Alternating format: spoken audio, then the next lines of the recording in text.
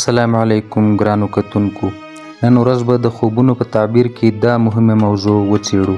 په خوب کې شنه باغونه یا شنه ځایونه لیدل څه معنا لري؟ که تاسې دا خوب لیدلی وي نو دا ویډیو تر پایه وګورئ. په خوب کې شنه باغونه یا شنه ځایونه لیدل د ډیر خیر، برکت او سوکالۍ نښه ده. شنه باغونه معمولا د امید، هوساینې، ایمان، روحانیت او د دنیا یا آخرت د نیکمرغۍ سره تړاو لري.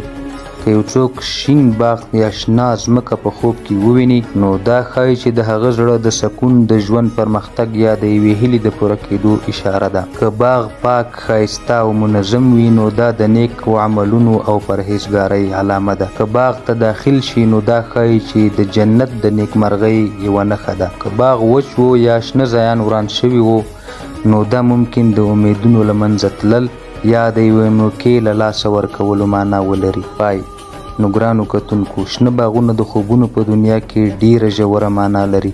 که تاسو هم کله دا ډول خوب لیدلی وي نو خپله تجربه را سره په کمنټ کې شریکه کړئ او مه هیروئ سبسکرایب وکړئ، لایک وکړئ او دا ویډیو له خپلو ملګرو سره شریکه کړئ.